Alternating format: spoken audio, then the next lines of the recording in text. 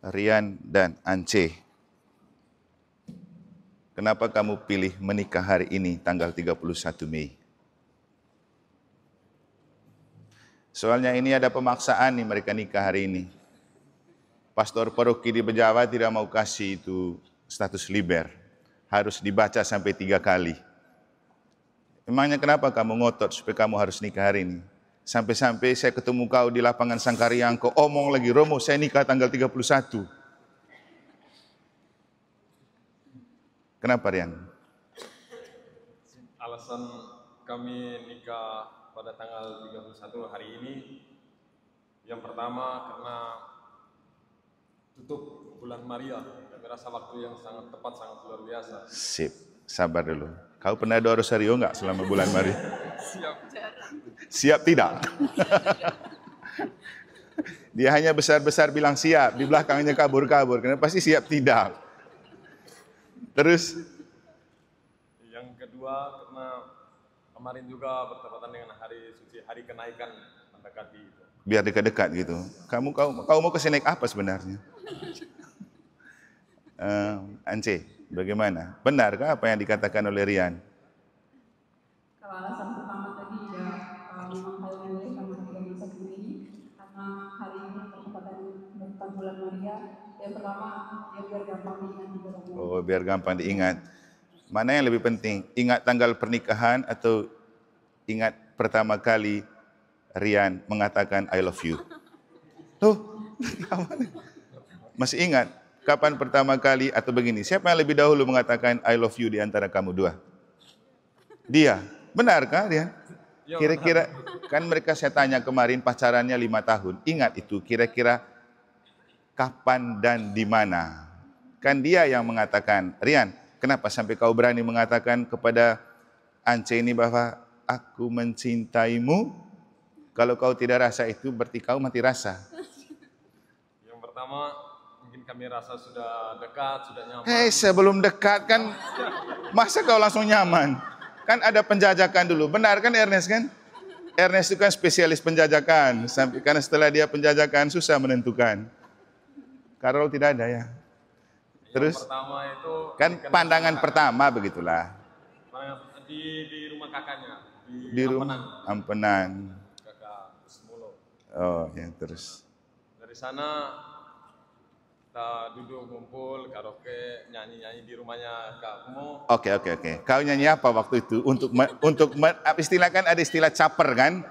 Cari perhatian supaya pasti kalau kau sudah punya rasa saya naksir sama dia, pasti ada lagu pilihan spesial gitu supaya dengan lagu itu seperti mengetuk hatinya. Lagu apa itu? Masih ingat? Waktu itu lagu Percuma. Percuma. Oh, coba kau nyanyi sedikit dulu. Coba kau nyanyi sedikit dulu. Mungkin gini ya, percuma beta susah di rantau kalau tidak mendapatkan kamu di sini, gitu. Lalu setelah kau menyanyi butuh waktu berapa lama untuk berani mengatakan sebenarnya aku itu naksir sama kamu? Butuh waktu 2 hari. Kau kan brimob toh? Polisi militer. Kau pakai peluru apa sih tembak hatinya? Pakai AKM 47. AKM 47. Ance, waktu pertama kali dia ke rumah, dia pura-pura berkaraoke kan, padahal modus itu. Modus. Kira-kira waktu lihat Rian ini dan seperti ada gaya-gaya caper begitu, rasanya bagaimana? Atau sudah naksir sebelum dia mengungkapkan itu? Pertama karena senang dia nyanyi, awalnya dengan suara juga kan. Senang. Suara bagus dia nih kah? Tidak bagus-bagus amat, tapi dia pedenya. Oh, pede. Pedenya luar biasa. Terus rasanya sudah mulai rubah kau punya detak jantung waktu itu? Iya mungkin lagi. Kau yang punya jantung masih iya mungkin lagi. Terus setelah dia pulang, habis menyanyi percuma, pasti kau merasa tidak percuma dia datang ke rumah kakak, toh? Lalu apa ada rada-rada begitu? Apakah nanti dia naksir saya atau tembak saya pakai peluru itu tadi itu? Terus? Belum. Kira-kira setelah 2 hari itu dia WA. Kapan mulai ambil nomor? Belum ada nomor. Belum ada nomor waktu dia datang nyanyi. Simpan nomor saya yang baru. Padahal nomor lamanya saya belum pernah simpan juga. Tiba-tiba simpan nomor baru. Iya. Padahal nomor lama juga tidak simpan. Oh, itu modus tuh. Ya, Rian, benar toh? Terus begitu dia apa kata pertama yang dia chat di WA? Bisa keluar jalan-jalan. Wih. Terus pasti tidak langsung bilang iya tuh. Butuh berapa menit untuk mengatakan? Butuh berapa menit? Butuh sehari lah. Sehari. Dalam satu hari itu pergumulan apa yang ada di hatimu untuk mengatakan iya atau tidak? Ya, lebih baik bicara jujur memang di hadapan Tuhan. Kan istilahnya saya mengaku ini. Supaya nanti saya sama Romo Cece berdoa begitu. Kalau kita bicara kasih, ini dasarnya ini. Terus, sabar dulu. Rian, sebelum dia jawab, itu kan lama satu hari itu. Pasti kau tidak tenang nih antara ya atau tidak. Kau berdoa atau tidak? Hah? Hah? Terus apa yang kau lakukan dalam penantian yang tidak pasti itu? Kau jangan lihat ke dia, bukan dia punya perasaan, kau punya. Saya terus menerus ajak jalan-jalan, terus kalau dia enggak suka jalan mungkin Berlari. Karaoke gitu. Ajak karaoke. Terus kapan kau mengatakan iya? Dan setelah merasakan apa? Kalau diajak karaoke kan saya suka. Anggap saja kamu karaoke dan berjalan dalam karaoke. Setelah itu kan pasti dia mengungkapkan sebenarnya bukan hanya jalan-jalan dan karaoke yang saya pingin. Ada sesuatu yang lain. Kata apa yang dia ungkapkan di WA itu? Kan kami mau menyucikan kata itu. Langsung bilang kita pacaran yuk. Emang laki-laki. Apa dia bilang? Kita pacaran yuk. Terus kau jawab bagaimana? Hei, jawab. Jalan saja dulu. Oke. Jadi sambil kenalan. Akhirnya 5 tahun mereka pacaran. Lama sekali. Pasti sudah tahu semua luar dalamnya ya.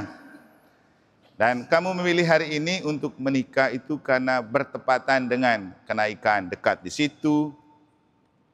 Penutupan bulan Maria ada di situ. Dan hari ini sebenarnya secara liturgis itu pesta Bunda Maria mengunjungi Elizabeth.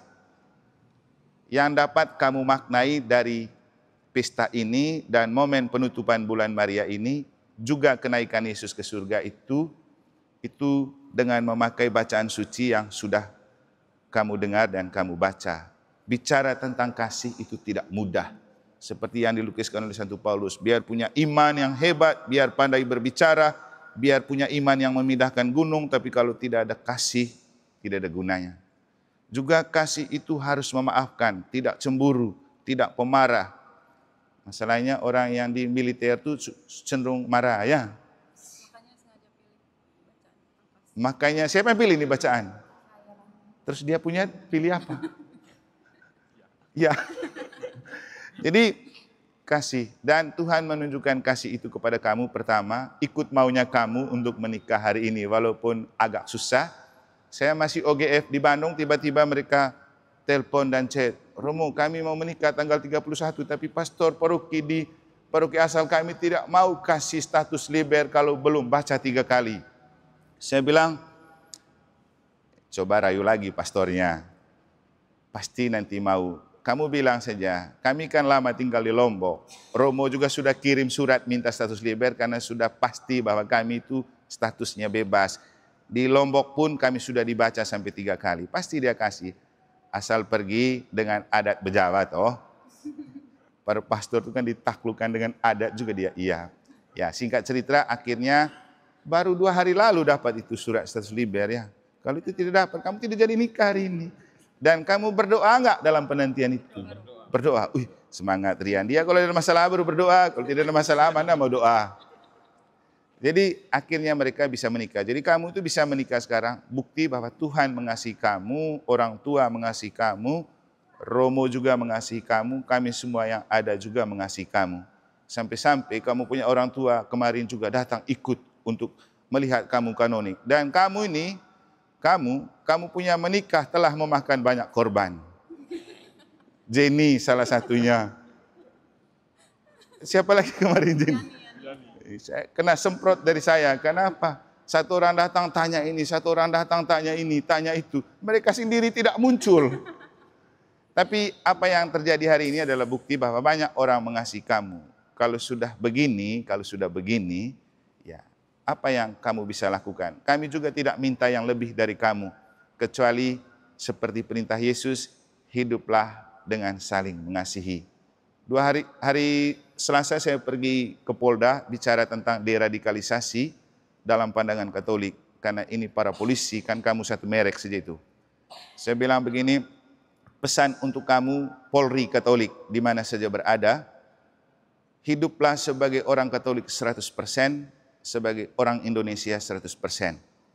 Sebagai orang Katolik 100%, ingat definisi Katolik artinya universal dengan ajaran utama cinta kasih universal. Mencintai siapapun tanpa pandang bulu, tanpa melihat perbedaan, tanpa pilih kasih, kecuali pilih kekasih. Jadi kamu dalam pelayanan publik jangan pakai pilih-pilih, jangan pakai lihat-lihat, jangan pakai gaya nepotisme. Layani siapapun masyarakat Indonesia dengan cinta yang satu dan sama. Yang kedua, sebagai abdi negara, ingat kata-kata yang pernah diungkapkan oleh John F. Kennedy, presiden pertama di Amerika, orang Katolik. Dia punya bahasa bagaimana? Jangan katakan apa yang negara buat untuk Anda, tapi katakan dan bertanyalah apa yang Anda buat untuk negara. Kamu, orang yang mengabdi negara di kepolisian, juga termasuk polisi militer ini kan, yang kamu pegang begitu. Jangan terlalu banyak dan menuntut kepada negara apa yang negara buat, tapi tanyakan apa yang kamu bisa buat untuk negara. Yang paling penting di Indonesia, jadilah seorang negarawan yang 100% Katolik, 100% Indonesia dengan menempatkan kasih sebagai yang utama dan pertama. Hidup dalam kasih. Kamu itu memilih hari ini karena kamu ingin belajar dari Bunda Maria kan? Dan kalau kita mengamati dan menilai bagaimana kasih Bunda Maria dan Elizabeth itu justru terjadi, mereka saling menemukan diri dan saling memuji ketika sudah dijiwai oleh Roh Kudus. Kemarin dalam misa saya bilang, Maria dan Elizabeth itu sudah teman dari kecil, mereka saudara. Tapi belum pernah mereka menemukan kebahagiaan seperti yang mereka alami saat Maria mengunjungi Elizabeth setelah Maria mendapat kabar dari malaikat Tuhan untuk mengandung dari Roh Kudus dalam rangka melahirkan Yesus. Setelah Maria menerima kabar gembira dari malaikat Tuhan untuk mengandung dan melahirkan Yesus, ia pergi mengunjungi Elizabeth saudaranya yang waktu itu sudah mengandung 6 bulan, Yohanes Pembaptis. Dan waktu Maria datang pada saat dia sudah menerima kandungan Roh Kudus, Elizabeth melihat Maria sebagai saudara yang berbeda, tidak lagi seperti biasanya. Hal itu terungkap dalam kata-katanya, begitu salammu sampai ke telingaku, anak yang dalam rahimku melonjak kegirangan. Artinya, bukan bayi 6 bulan itu yang lompat, dia tidak tahu. Tapi jiwa yang terangkat karena merasa gembira dan bahagia, itu yang membuat dia merasa seolah-olah bayi itu juga terangkat. Sama dengan kita, dalam kondisi kita menerima sesuatu yang surprise, yang kita tidak sangka tapi terjadi, kita akan rasa macam terangkat kita punya badan. Dan kalau bicara Yesus diangkat ke surga, memang sebenarnya jiwa dan raganya diangkat karena dia dimuliakan oleh Allah karena kasih.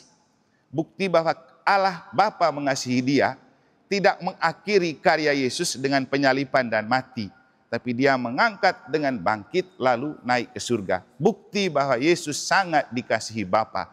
Karena waktu dia mengutus Yesus ke dunia, saat Yesus dibaptis di sungai Yordan, Bapa bilang apa? Engkau adalah putra yang kukasihi, kepadamulah hatiku berkenan.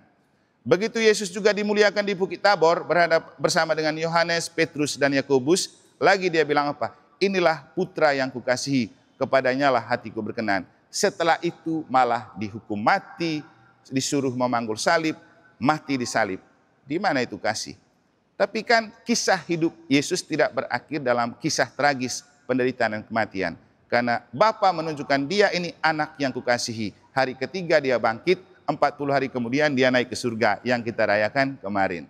Dan untuk apa Yesus naik ke surga? Dia berjanji kepada para murid, aku akan kembali kepada Bapa, tapi aku dan Bapa akan mengirimkan kamu Roh Kudus. Dan kalau bicara kasih, maka buah pertama dari roh adalah kasih. Artinya Tidak akan pernah kita bisa saling mengasihi kalau tidak membiarkan Roh Tuhan tinggal di dalam diri kita. Persis seperti Maria dan Elizabeth menemukan kasih yang tidak ada taranya karena mereka sudah dijiwai oleh Roh Kudus. Begitu menerima salam Maria yang penuh dengan Roh Kudus, Elizabeth merasa sangat sumringah gitu. Lalu dia bilang apa? Begitu salammu sampai ke telingaku, anak yang dalam rahimku melonjak kegirangan. Terpujilah engkau di antara wanita dan terpujilah buah tubuhmu Yesus. Setelah itu Maria bilang apa? Dia menyanyikan Magnificat, pujian Maria. Jiwaku memuliakan Tuhan, hatiku bersuka cita karena Allah juru selamatku, dan seterusnya. Jadi kasih hanya bisa terjadi dan dialami kalau kita membuka diri terhadap Roh Tuhan. Makanya kamu, kan ini sudah novena Roh Kudus hari kedua. Nanti kita setelah ini novena dulu ya. Karena kamu pasti pulang tidak berdoa lagi. Lompat saja hari kedua, kemarin hari pertama tidak ikut. Tapi jangan berpikir kamu saja, banyak juga yang kemarin hari pertama tidak ikut. Nando kemarin ikut, Ernest, kita lompat hari kedua aja novenanya hari ini ya. Aca juga tidak ikut hari pertama tuh, ikut, nggak apa-apa. Jadi kita nanti lanjut novena hari kedua. Dan saya hanya mau mengatakan ini kepada kamu, pesan terakhir. Kunci untuk sukses dalam hidup perkawinan adalah mengingat masa-masa romans dan masa-masa suram dalam hidup. Masa romans itu termasuk ketika pertama kali kamu merasa jatuh cinta dan mengungkapkan perasaan itu dengan penuh rasa cinta yang tinggi. Masa suram itu ketika kamu memasuki gelombang-gelombang surut. Ada rasa marah, ada rasa jengkel, ada rasa tidak suka, ada rasa macam-macam lah. Apalagi cinta manusiawi kita akan lekang oleh waktu. Seiring dengan perjalanan waktu, melihat Ance sudah makin keriput dan kusut, begitu juga sebaliknya bisa meredup rasa cintamu satu sama lain. Tapi untuk membuat rasa cinta itu tetap terpelihara dan terjaga, itulah kenapa Yesus bilang, tinggallah dalam kasihku. Kasih lebih besar dari sekedar cinta. Dan bahasa yang paling tinggi dari semua bahasa adalah bahasa kasih. Dan bahasa kasih itu salah satunya terjelma dalam tema Hari Komunikasi Sosial Sedunia yang kita rayakan besok. Oleh Paus Fransiskus almarhum, diambil dari 1 Petrus bab 3 ayat 15 sampai 16. Apa temanya aja? Ini orang Komsos pasti belum tahu temanya. Ini menarik, dia bilang. Bagikanlah harapan yang ada di hatimu dengan lembut. Jadi bagikanlah dengan lemah lembut harapan apa yang ada di hatimu. Komunikasikan dengan bahasa kasih, komunikasikan dengan dijiwai oleh Roh Kudus harapan apa yang ada di hatimu. Nah, sekarang saya mau tanya, Rian, harapan apa yang kau harapkan dari Ance setelah hari ini kamu sah sebagai suami istri?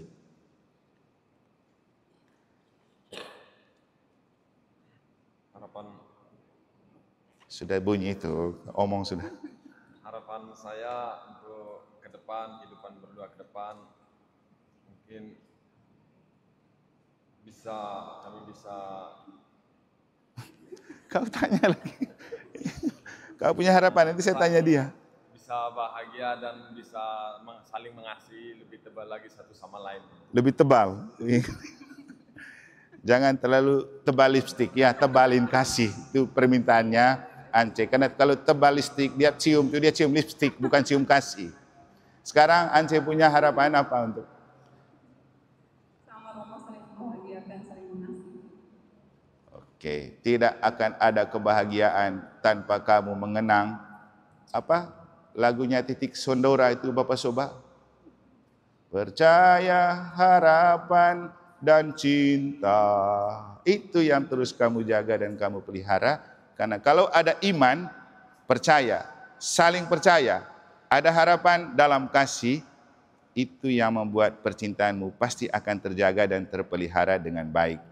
Tapi ingat, perlu Roh Kudus menghuni hati dan pikiran kita, menghuni keluarga kita, menghuni seluruh hidup kita. Maka mari kita bersatu hati sebelum upacara pemberkatan nikah bagi anak kita ini dengan janji perkawinan. kita berdiri atau berlutut melanjutkan novena, mohon karunia Roh Kudus untuk kita, untuk hidup perkawinan mereka, untuk kita mempersiapkan Pentakosta. Teksnya itu ada di bangku.